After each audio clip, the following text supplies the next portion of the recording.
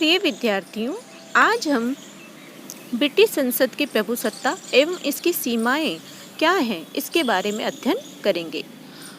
संसदीय संप्रभुता ब्रिटिश संविधान की एक प्रमुख विशेषता है।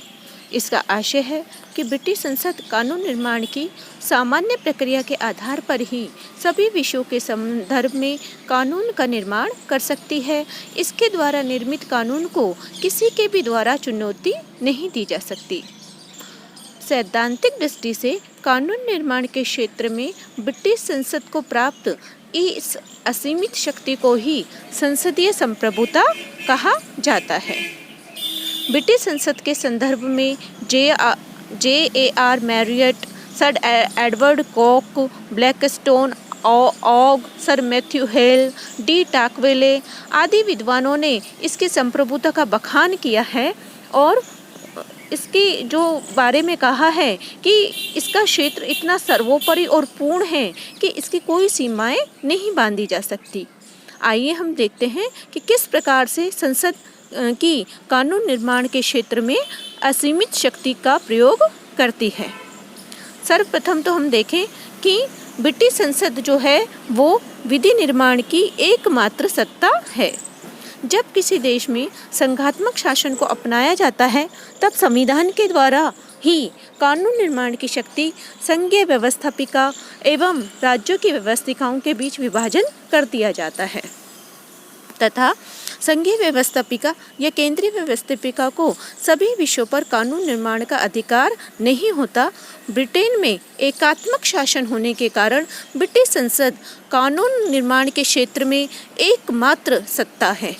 इस कारण से संसद के अतिरिक्त अन्य किसी संस्था को वहां कानून निर्माण करने का अधिकार नहीं है। दूसरा हम देखें कि कानून निर्माण की जो शक्ति है संसद की, उस पर किसी भी प्रकार की सीमा नहीं है। यानी ब्रिटेन में ऐसा कोई भी विषय नहीं है जिसके संदर्भ में संसद कानून नहीं बना सके। संसद की शक्ति और अधिकार इतने सर्वोपरि हैं कि उस पर कोई सीमाएं नहीं बांधी जा सकती। तीसरा हम देखें कि किसी भी कानून में जो परिवर्तन करने की क्षमता है वह संसद को है। अतः वहाँ साधारण विधि और संवैधानिक विधि के बीच कोई अंतर नहीं है। ब्रिटिश संसद किसी भी कानून में अपनी इच्छा अनुसार कोई भी परिवर्तन कर सकती है अथवा उसे रद्द कर सकती है। चाहे साधारण विधि हो चाहे या संवैधानिक विधि हो, ब्रिटिश संसद इस प्रकार के समस्त कार्य अपने साधारण बहुमत से ही कर सकती है। चौथा, न्यायिक पुनरावलोकन की व्यवस्था के अभाव के कारण ब्रिटिश संसद की प्रभुसत्ता जो है वो सर्वोपरि है। भारत, अमेरिका आदि देशों में न्यायिक पुनरावलोकन की व्यवस्था के कारण संसद की प्रभुसत्ता पर न्यायालय की सीमाएं लगी होती हैं, लेकिन ब्रिटेन में इस व्यवस्था का अभाव होने के कारण संसद द्वारा निर्मित किसी भी विधि को न्यायालय ना तो अवैध घोषित कर सकता है ना ही उसे लागू करने से इनकार कर सकता है। संसद द्वारा निर्मित प्रत्येक कानून ब्रिटिश न्यायालयों सहित ब्रिटेन की प्रत्येक सत्ता के लिए अनिवार्य रूप से मान्य है। इस प्रकार हम देखते हैं कि संसदीय संप्रभुता की स्थिति संविधान और शासन व्यवस्था के कुछ विशेष लक्षणों के कारण है। ये लक्षण हैं लचीला संविधान, एकात्मक शासन व्यवस्था, न्यायिक पुनरावलोकन की व्यवस्थाओं का अभाव। इस प्रकार ब्रिटिश संसद द्वारा जो है अब तक निर्मित कानूनों के आधार पर भी संप्रभुता स्पष्ट हो जाती है। सन 1717 में सप्तवर्षीय कानून द्वारा लोक सदन की अवधि 3 से बढ़ाकर 7 वर्ष कर दी गई तथा 1915 के संसदीय अधिनियम के द्वारा इसका कार्यकाल 5 वर्ष कर दिया गया। इस प्रकार 1911 और 1949 के संसदीय अधिनियम द्वारा लॉर्ड सभा की शक्तियों को सीमित कर दिया गया। इस प्रकार हम देखते हैं कि ब्रिटिश संसद कानून निर्माण के क्षेत्र में जो है वो सर्वोच्च अधिकार रखती है, किंतु प्रत्येक वैधानिक या राजनीतिक तथ्य सत्य नहीं होता। व्यवहार में जो है वो संसद की प्रभुसत्ता पर अनेक प्रकार के प्रतिबंध हैं, जिनमें हम देखते हैं सबसे पहला है जनमत। किसी भी शासन सत्ता का आधार जो है वो जनमत पर ही टिका होता है।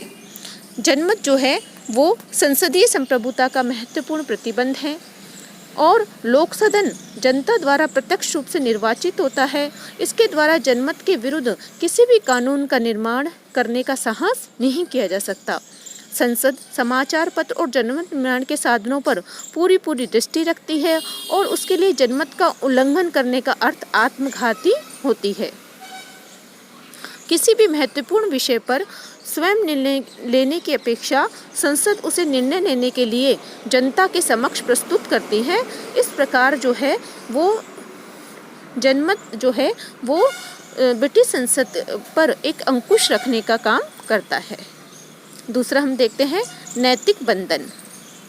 वैधानिक दृष्टि से ब्रिटेन में संसद सर्वोपरि है, लेकिन व्यवहार में संसद के द्वारा जो समाज में जो प्रचलित नैतिक मान्यताएं हैं, कानून हैं, और हम सब जानते ही हैं कि ब्रिटेन में जो परंपराओं और अभिसमयों की जड़ें इतनी गहरी हैं कि वहाँ रोज़मर्रा के जीवन में कानून की आवश्यकता ही नहीं होती। वहाँ इतना सुशिक्षित और सभ्य समाज है कि वो परंपराओं का स्वतः ही पालन होता रहता है और इन नैतिक धारणाओं के विरुद्ध किसी भी कानून का निर्माण जो है संसद के द्वारा नहीं किया जा सकता है।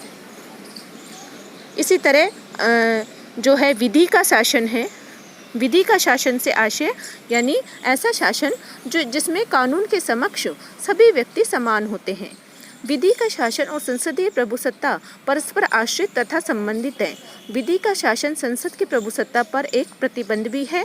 यदि ब्रिटिश संसद विधि के शासन का उल्लंघन करती है तो लगभग वैसी ही जन प्रतिक्रिया होगी जैसी गंभीर प्रतिक्रिया किसी शासन के द्वारा मौलिक अधिकारों के उल्लंघन पर हो सकती है। प्रदत्त व्यवस्थापन वह व्यवस्था है कि जब संसद के पास कानून निर्माण का कार्य अधिक होने पर संसद कानून की केवल मोटी रूपरेखा निर्धारित कर देती है और इस विषय में विभिन्न नियम और उपनियम बनाने का कार्य प्रशासनिक विभागों को सौंप दिया जाता है। यद्यपि यह सब संसद के अधिनियम के अनुसार ही होता है, परंतु ब्रिटेन में कई हजार नियम उपनियमों पर संसद का कोई नियंत्रण नहीं होता, क्योंकि व्यवहार में प्रदत्त व्यवस्था जो है वो इस संबंध में कानून बनने में और उसमें जो कार्यपालिका का जो है मुख्य भूमिका होती है और उस पर संसद जो है उसका कोई नियंत्रण नहीं चलता। इसी कारण प्रदत्त व्यवस्थापन से भी संसद की संप्रभुता सीमित हो जाती है। और सबसे अंतिम में हम देखें तो वो है अंतर्राष्ट्रीय कानून। अंतर्राष्ट्रीय कानून वह कानून है जिसको सभी सभ्य राष्ट्रों ने अपनी सहमति प्राप्त की है। उसने हमारे देश की भी सहमति प्राप्त कर ली है। अतः ब्रिटिश संसद अंतर्राष्ट्रीय कानून के विरुद्ध किसी भी प्रकार के नियम का निर्माण नहीं कर सकती है। इस प्रकार संसद की जो ब्रिटिश संविधान में यद्यपि सैद्धांतिक रूप से संसद को कानून निर्माण के क्षेत्र में सर्वोपरि शक्ति प्राप्त है, किंतु व्यवहार में उसकी कार्यप्रणाली में अनेक सीमाएं लगी हुई हैं और ब्रिटिश संसद जैसा चाहे वैसा कानून बना सकती है, परंतु इसका अर्थ इतना अवश्य है कि वह कैसी भी विधि बनाए उसके द्वारा निर्मित विधि को ब्रिटेन के किसी भी न्यायालय या प्राधिकारी के समक्ष चुनौती नहीं दी जा सकती है, चाहे व्यवहार में कितने ही नियम और उपनियम क्यों नहीं लागू होते हों।